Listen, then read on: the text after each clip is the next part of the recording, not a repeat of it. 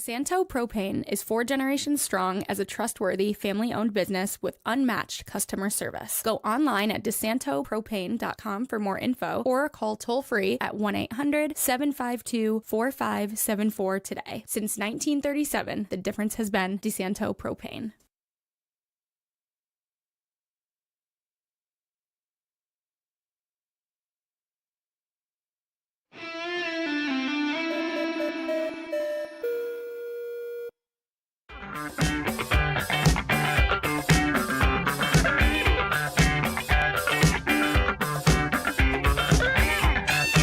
Hello, everybody, and welcome back to FingerLakes1.com. Garrett, it has been a little bit since we've been here, but I'm glad we're back. We have a special in-person interview today. We're excited for it, but before we're going to get to it, we're going to get to our sponsors first with Nolan's Catering. If you're planning a special event, let Nolan's Catering help you curate your next occasion. Now booking special events at Hotel Canandaigua, Tapestry Collection by Hilton on Lakeshore Drive, and the Fallbrook House at Canandaigua Country Club. Or Nolan's right on Main Street in South Main Street in Canandaigua. Nolan's is ready to curate a food and beverage package perfect for any occasion, from elegant weddings to corporate events and private parties. Enjoy the moment knowing Nolan's has it covered. To plan your perfect event, visit nolansonthelake.com. Yeah, Michael, glad to be back in the studio. This episode is also brought to you by Rock Industrial LLC. Rock Industrial LLC is a family-owned business in Rochester, New York that provides expert industrial machinery repair services, offering cost-effective solutions for control systems, drives, and servo motors, all backed by a 2-year warranty. They also stock thousands of new, used, and refurbished parts in their ISO-certified facility that you can pick up today or keep your machines moving. Check them out at www.rockindustrial.com. So I imagine a lot of people that are watching and listening right now have heard about the new NIL rules, the name, image, and likeness that have been, talked about in college sports specifically. And there's not a lot of things that people really truly know about it. And we would kind of call it the Wild West, Garrett, where there aren't a ton of rules. But a kid that went to Victor, his name's Max Pitts. He used to go to Victor. He went to a hockey prep school, Canterbury School, and now he just graduated from there. And he's starting his new MP management, which is an athlete representation with NIL. And Max, we're excited to have you here, and he's here with his sister as well, Maddie, and she's a Division I track runner at Penn State. And thanks, guys, for coming in, and excited to talk about it. Yeah, it's great. Looking forward to it. Yeah, we are very fortunate and glad to have you guys on. So, Max, just give me, elevator pitch, less than a minute. What is MP Athlete Management all about? Yeah, I got you. So MP Athlete Management, it started in our own household. Started at the dinner table. My sister, high-level track and field athlete, always wanted to make money off what she does. She wanted to make more money than scholarship, and throwing around ideas at the dinner table, we're like, how can we do this? And I'm like, well, let's get into the NIL industry. So I've kind of taken up the task of getting her NIL and partnerships with brand and helping to influence her social media and grow her brand. And then I realized that there's thousands of other athletes out there in her same situation, no idea how to get into the NIL landscape, don't have the time. And so that's where we are. We've got about 15 athletes right now, and we're starting to get into the NIL industry and form partnerships with brands. And Maddie, when you first heard this idea, what was initially going through your head? Were you expecting something like this to start so fast, and were you expecting him to already have like 15 athletes? And really, what is your goal out of NIL representation?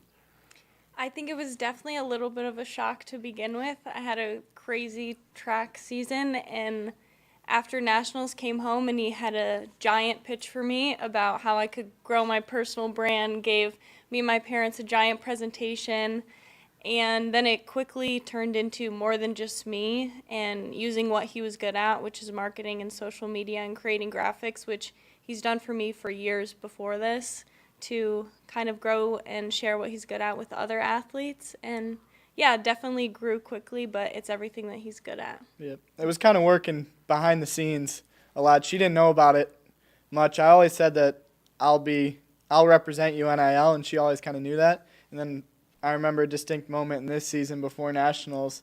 I sent her like a graphic, or I sent her a brand, and I'm like, we should work with them. And she's like, yeah, I do need someone to manage my NIL. And I'm like, we'll talk about that after the season, because I didn't want her to get interrupted while she was training for Nationals. And then I was working for about 3 months before her season ended, just pitch decks and all sorts of ideas ready for brands. And then as soon as Nationals ended, we took flight. Yeah, so Max, you've been working on this company for a couple of months now. Everybody always has these great business ideas, but you've actually put this one into plan. How did you what were the first couple steps, and how did you take MP Athlete Management to the next step and actually get it running? Yeah, so the first step was getting the social media and just getting it out there and making sure that people knew what it was. And there's tons of NIL agencies out there, but I'm not sure that there's any accessible to athletes, especially around here in Rochester, or athletes that aren't a top 5 basketball or football player. Those are kind of big markets, and we're appealing a little more to the smaller markets, but we still have some good football players. So the first thing we try to do is I said, Maddie, we need to get your social media better. And we started with that. So she hasn't grown a ton of followers. She's grown about 200 followers. But she's posted more consistency. She's made more TikToks. She has TikToks that get 10,000 views. She has TikToks that get 800 views. But it's just the consistency that we're working on. And now it's moving into she's received PR packages. She signed her first deal. And I wanted to get some validity with her. And now we're starting to sign 10 athletes and moving forward with starting the process over for each and every one of them. So how have you been able to use what you've been able to do with her so far, and how are you going to use that as an example for like a pitch to other athletes to kind of get them on board and say, here, if you come with me, this is kind of what the path looks like, and what would that look like to a certain athlete? Yeah, so what we kind of pivot on in our kind of pitch to athletes is that we have no upfront costs. I'm not going to charge you until I've made you money. And so that's what we do. We only get paid when the athlete does, and it's a small percentage, usually between 10 and 20% based on the athlete or the company. And then, so I've used that. There's no harm for an athlete in joining with us. We're non-exclusive. If you get a deal on your own, great. We'll allow you to get that deal. Or if you find someone that's working better for you, or your school handles it for you, you can always separate and move with them. But there's no harm in signing with us. We're going to work to get your name out there, and we're going to have a personalized team that's going to customize things for you. And, yeah, it's free of charge pretty much until you get your first deal. Yeah, so Maddie, you'll be a senior, correct, at Penn State this upcoming year, one of the best track athletes in the country. How does the NIL landscape work for you and even some of your teammates that you've seen firsthand at a big school like Penn State, but like Max said, this isn't basketball or football. How does it work, D1 track? Yeah, I think NIL is a little bit harder in the track and field world and the sports that aren't as popularized as football and basketball. So I think that's why it's even more important to have someone on your side like Max helping you. But it works the same as it does for all of them. I think just growing a following and getting people behind you is a little bit harder in the track and field world, but track and field is one of the largest sports in the country, so I think there are a lot of people that do track and field and are really interested in it. So just finding those people and kind of being more of a role model for them. And so you're talking about those deals, and without naming like brands or companies, Max, could you give us like almost like an example of what you guys could be working with companies and brands, specifically with track athletes and obviously Maddie? Yeah, to start, we work on what we call a PR package from brands. So it's reaching out to brands that fit your identity. So for Maddie, it was nutrition, fitness, protein, anything of that sort. We get a list from our athlete, and then we add our own and reach out to them. And we're looking to get a package of product, usually a smaller amount of product, but still a good amount. And with that product, it then gets thrown to the athlete to brand it, to market it, and to show their brand voice. And so this is used then, so we could say to a bigger brand for an NIL deal, here's an athlete, here's what she can do if you give her a deal. This is product that she's got, and this is how she's got it to her fans, and this is the engagement rate with it. These are people that have liked it. These are people that have been referred. So like we're looking to get referrals from that product, and that's kind of how we start. So for Maddie, it was fitness, protein, and we got products like that. And then for a football player, working on some stuff with like gloves or cleats. And then for a baseball player, it's like sunglasses. It's anything in their brand. Something specific. Yeah. Okay. Yeah. And how does this work with not only Maddie at Penn State, but I know you have a bunch of D1 athletes signing. Do you have to go through their college? Do you have to email them? Do you have to get in touch with them? Or is it pretty much just free game, whatever you want to do behind their backs is fine? Or what kind of fine line, what kind of tightrope do you have to walk there? Yeah, so that's where it gets more complicated, and especially in what you said, the Wild West. Right. It's kind of crazy right now. There's a new legislation or change to the industry every day. So we got a guy on our team, Michael Peluso, another Victor graduate. He's kind of said, I'll be the guy that goes and reaches out to every compliance agent of athletes on your team. So he's reached out to Penn State, Northeastern, UB, all the compliance agents, and he gets in contact with them. And to start, the rule is that the college needs to know about the NIL agreement between us and the athlete, and then anything over $600 needs to go through the NCAA, and then the school has to agree upon the athlete doing the deal. So the school has the final say. If Penn State doesn't want Maddie doing a deal with this company, then they'll tell us that. But by Michael getting in contact with them, it creates kind of a good relationship, and we could give them our ideas first before we kind of release them to the athlete. So then once the athlete gets them, they know that they've already been approved by the school and they can move forward with the deal.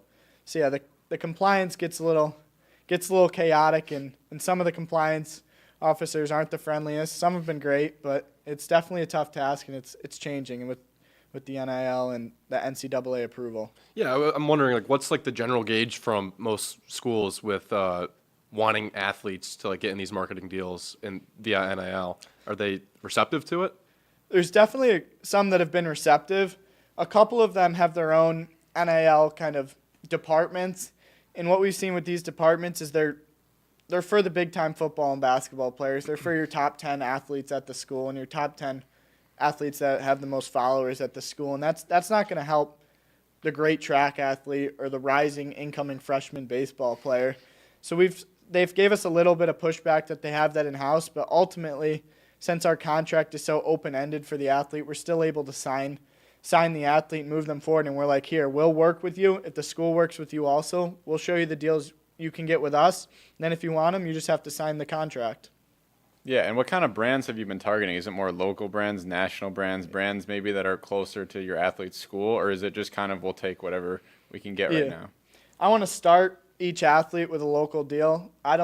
Most national companies won't even target them until they've done one deal or done something locally. So I'm targeting, this is great, getting Maddie on a podcast. I'm reaching out to podcasts. We have a couple incoming freshmen that are going to go on some podcasts when they get to school. And then it's like local companies, like even a car wash or a window washing. Can we get our athlete out there, low cost, under that $600 threshold, get our athlete out there and have them just do an advertisement for them, post it on their Instagram, show their following, and then that's kind of building that local camaraderie, and it also gets your local fan base, because each athlete has about 5,000 followers we've seen of people that follow them that's not shown on Instagram and TikTok, and we want to find these people. So anyone in Rochester that might know of track and field or know of Penn State, we want to get them to follow Maddie first before she can gain those national followers. So if she goes on a podcast at Penn State, it opens eyes to more of the local market, and she could get more Penn State followers so that the brands could then trust her to get the products to more people. So you're like talking about the specific people that know of Maddie, for example, or know her through track, what she did at Victor and now at Penn State, but they're not really active on social media, so you don't see that number in the follower category. And that 5,000 is kind of a number that a lot of brands, is that what you're saying? That a lot of brands look at, and that opens the doors for a lot of things? 5,000 is the number we're trying to get to, but what we tell all of our athletes in our first meeting with them is that you have 5,000 people looking up to you as soon as you step on a D1 field, arena, track. As soon as you step into that new space, there's 5,000 people that want to be in your spot or look up to you and want to like your posts and look for you on the feed. And so we tell them you just have to go find those people, and that's where the local engagement comes in. If you go to get posted on a local car wash or a local podcast, then your name is out there and people can see your tag and they can follow you, and then we'll start to get that number quantitatively that we could give to the brands. And when you're talking about, building relationships with the fans, how does that specifically work with brands, and what is your goal with that when, you're trying to make these deals for your athletes that you have? What's your end game kind of with what brands you guys want to have? I know you said you want it to be specifically to what the athlete kind of stands for and what the athlete represents. But what is the relationship with brands that you say, okay, well, I've brought 5 athletes to you guys, and now they're going to trust you from the standpoint of, okay, he's got 10 more coming in. Yeah, I think that's a step we're trying to take in the near future here, is to tell a brand, hey, we have 15 high D1 athletes spread all across the Northeast in the country.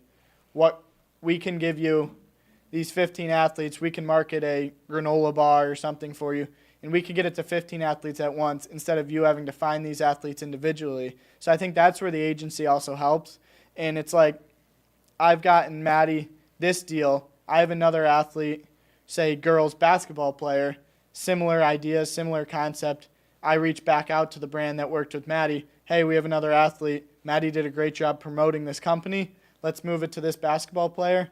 They'll do a great job promoting it as well. It's kind of, by having your athletes do good content for the brand, it makes it easier to get another brand for the athlete, a different athlete.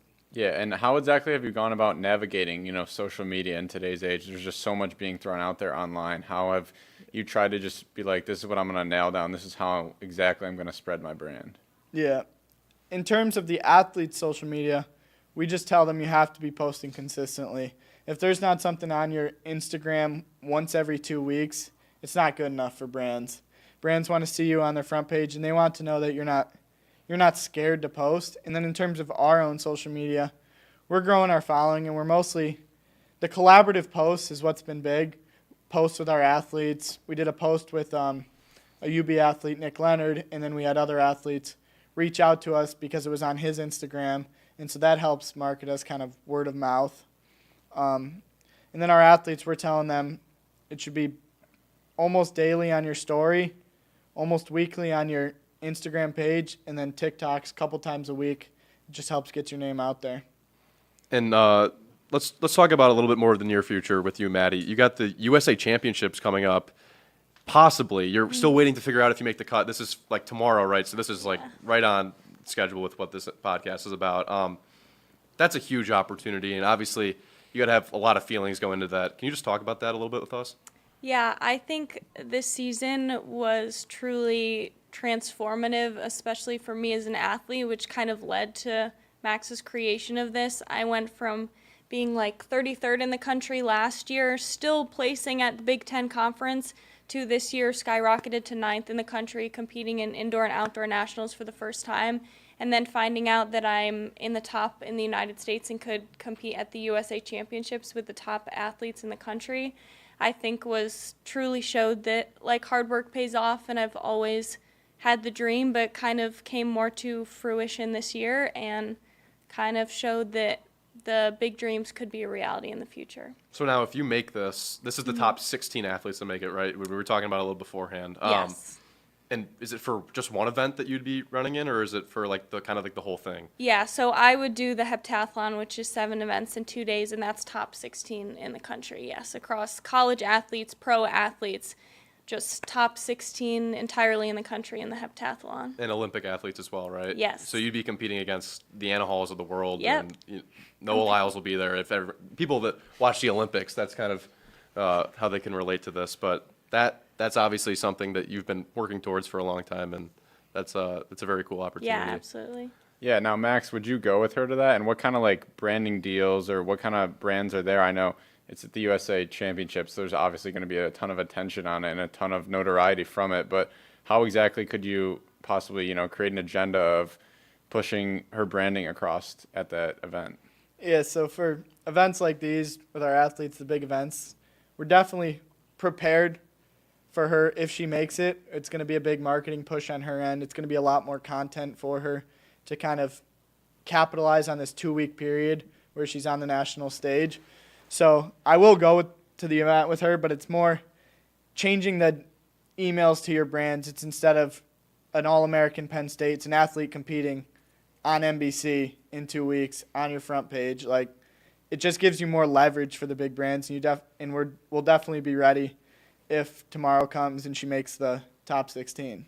And for an athlete that could be watching this, I mean, you're going to post this on social media, and obviously people are going to see what we're talking about. For an athlete that's watching this and is like, well, I think that's interesting, and I don't wonder how it would work for me. and even if they don't have like that big of like an opportunity coming, because most people don't. Yeah. How would you really talk to them and say, yeah, you don't have to be in the top 16 in the country running a track event, but I could still work with you and we could still make money here, and it'd really be beneficiary for you. Yeah. I'd start with it all starts locally. There's so much in your local channels. Like take Rochester, for example. There's a multitude of companies all across Rochester that would be happy to send you product, get you in, have you do a collaborative social media post. And even if you're not getting that $50,000 brand deal for a high D1 athlete, maybe you get a free product, a free relationship, a free meal out of it, and that's where you'll start. And then there's athletes that are able to grow their following from brand deals that aren't even really good at their sport. There's like other division athletes, not even Division I, that are able to capitalize on their name, image, and likeness just based off their frequency of post and the content they produce and the following they get. So tell the athletes that we need to build a story for you, and it starts with your storytelling. So start with your hometown. Where'd you grow up? Where'd you go to school? Any records you have, and then move on to build that story to a national level, which might take years, but we can get it there. Yeah, and obviously you said, you're interested in hearing the stories of D2 and D3 athletes, because there's plenty of Division II and Division III athletes who, many people have heard of instead of Division I athletes just based off they're famous on TikTok, or they have a bunch of Instagram followers, or they really did social media well. What are your plans in terms of taking Division I, Division II, Division III athletes, and then athletes when they're done with college, whether maybe they're playing semi-pro somewhere, maybe they're trying to qualify for the Olympics, whatever it may be. What does the next step look like in terms of that? Yeah, so right now we only have Division I athletes, but we're not ruling out the Division II and the Division III market. We're kind of starting it with the Division I because it's giving us a little bit easier access to NIL deals and easier access to their bigger followings. But as soon as we nail down our process, we definitely want to expand to more Division II, Division III athletes, and anyone with a story to tell. And then in terms of moving on to the pro scene, I'm looking forward to, obviously Maddie, she's junior, so she has one more year at Penn State. I'm looking forward to, after that, definitely getting into the pro scene in that market. It's a little bit different of a market. The deals are structured differently, but we kind of want to start with the younger athletes and then be able to be with them in their semi-pro or pro scenes. So that's definitely where we're headed. So Max, for you, long-term goals for yourself, I mean, you're talking about the pro scene. Do you want to go into kind of the sports management, sports agent realm later on, and this kind of be like, all right, I'm going to start NIL-wise, where you don't really need a certificate that much. It's the Wild West is what we talked about. Yeah. I mean, specifically with these marketing deals, when you're not going directly to the school and big donors getting money from them to really do nothing, you're doing brand deals here. What is the goal for you and your career here is starting off as a young entrepreneur? Yeah, it's just see where it goes right now. Obviously, I have a team of four kids, all junior hockey players right now, so none of us have a college degree yet, and we're kind of taking the market in its chaos and just trying to become better out of that. And there's no dominant NIL brands out there right now. There's no dominant agencies. There's a couple professional agencies that do it pretty well, and we're following them and trying to make their process implemented in high school seniors and college freshmen and try to grow that on up. So definitely sports agency in the future, but I want to see where this NIL can go, and especially being around the age of all the athletes that I work with within 2 or 3 years, and the college sophomores and freshmen are my exact age. We know the social media market for these athletes better than anyone, especially those 20 years removed of playing high school and college sports. We know what other athletes want to see, what they're liking, what they're seeing on their TikTok trends, and how can we capitalize off that is kind of where we're headed. Yeah, and you mentioned the pro sports realm. You said yourself you're going to be playing junior hockey next year. You don't know how long yet. You have a bunch of friends as well who are part of the business, and you have signed as well who are going to be playing junior hockey. And then Maddie going to be graduating from Penn State next spring.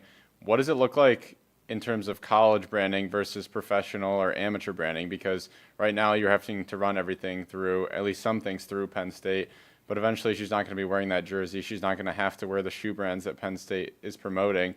How can you expand your business beyond what the colleges have sort of put a limit on you? Yeah, that's a great point. The colleges, especially being Penn State and the bigger colleges with huge markets and 80,000 students and 500,000 fans, you already get that fan base. And from what we were talking about earlier, just trying to find those and get those quantitatively into your following. But as soon as you move to the pro market, especially in a sport like track and field, you're not on a team, you're on your own. So it's going to be connecting with brands to join their team. As in the track and field market, you have to have someone will be paying you to wear their jersey. So it's going to be finding that. And then it'll be cool to kind of have your Penn State market that you already created and then go out and try to find a new market of pro track and field fans or another team sport. You can get all those followings. Like take our baseball player right now, Tyler Harmony. He's going into Northeastern. This summer, he's been playing summer ball up in Vermont with the Vermont Lake Monsters. So we've been able to harness a ton of followers from that summer ball league. And so that'll be kind of like the pro market. Can we capitalize on the new teams they're at or the new geographic locations, and how can we get them into our following? And Maddie, for you, graduating next year, kind of what is your plan in the near future with track and field? Obviously, talking about maybe at the professional scene, and you're going to be graduating from college as well. So what is really your plan, both athletically and professionally? School-wise, I'm majoring in hospitality management and want to at some point go into event planning or wedding planning. But on the track side of things, honestly, it's kind of unknown right now. Right. I didn't expect to be entirely in the position to have opportunities to continue competing track after college. So we're also in the unknown market of the NCAA rules. They're kind of deciding about giving everyone a 5th year of eligibility within the next couple months. So if that happens, I would have another year in college, either at Penn State or wherever anything else takes me. And after that, it would be finding a brand that would like me to compete for them and likely training with my coach from Penn State and figuring out where that takes me. But the main goal would be the Olympic trials in 2028 and would be shooting for that. That's awesome. Yeah, and what does track look like post-college for people? Obviously there's the Olympic athletes, the people who are on the New Balance commercials that you see all over your TV, but there's plenty of other people who still compete professionally in track. We talked about it a little before with the World Championships, which are pretty much the Olympics, just not technically. They're pretty much the Olympics on Olympic off years. So what does it look like trying to pursue a pro track career, but maybe you're not in the Olympics? Yeah, I think the track and field world has become bigger and more popularized in the last couple years, even since the Olympics. And there's a new competition schedule for pro athletes that they're kind of on. The Diamond League was introduced this year, which was about paying pro athletes because it's been hard for track and field athletes to make money off competing. And that's definitely made it a bigger thing. There's a new long jump competition with Athlos that will be in Times Square in October. So I think the track and field world is only going up from here, and there's more competitions, more opportunities for pro athletes. And especially with how international track and field is, that's why it's so popularized at the Olympics, that there's people from all over the world that are really good in track and field, and kind of bringing that all together. And in the NCAA, everyone from across the world is competing in the NCAA, and there's a huge market for that.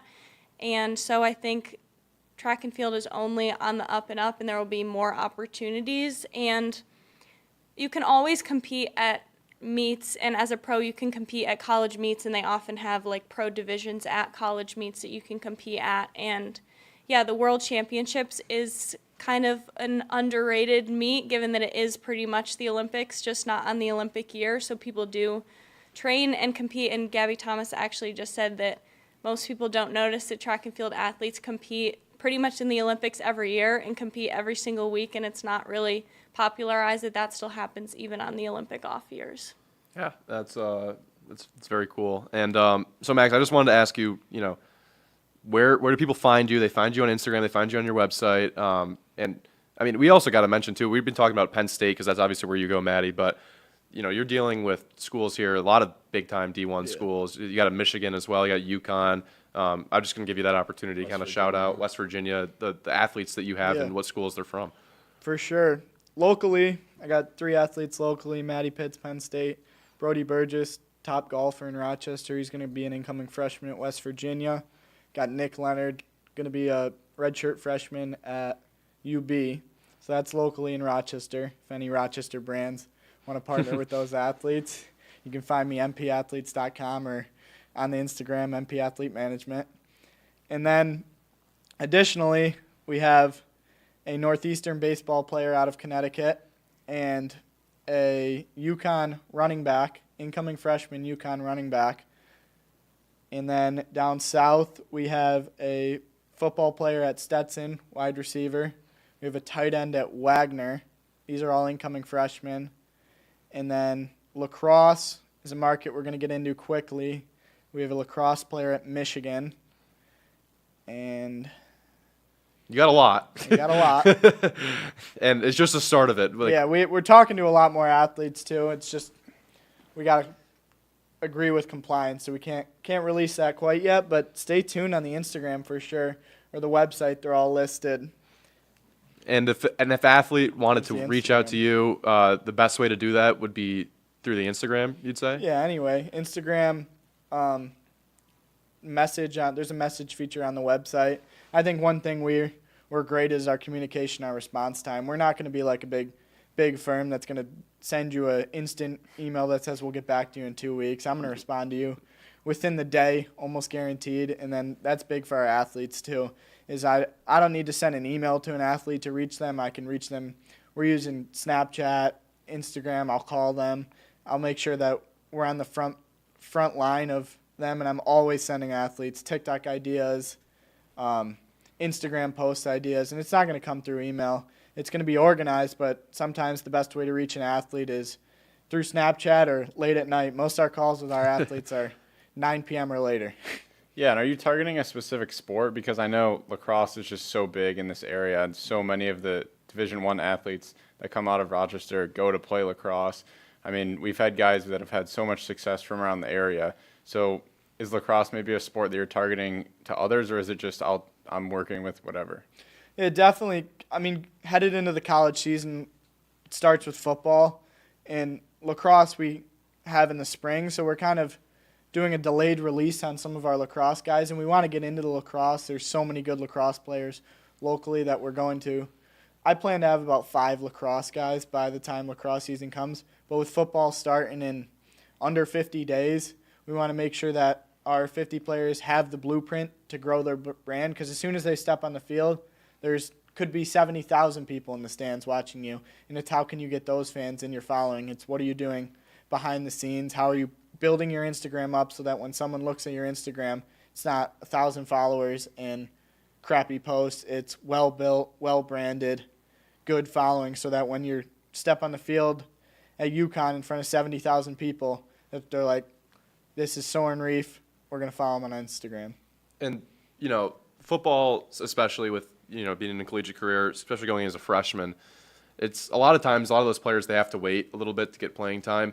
And you're saying that it's like you don't have to be playing right now. You don't have to be the star athlete. You don't have to have a huge game out on the field to be able to work with me NIL-wise, and I'm going to be able to make something happen for you. Yeah, let's build the brand is what I tell them before you're even athletic success. So I have a ton of incoming freshmen.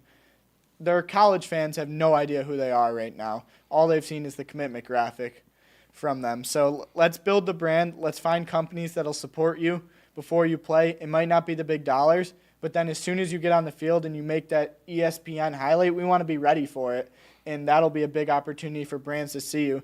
So if that one time you make an ESPN highlight catch and a brand sees you, they scroll through your Instagram and you already are highlighting other brands, they see you have that brand voice, we're ready for you to sign that big deal. Yeah, and what exactly is the vision for MP Athlete Management moving forward here?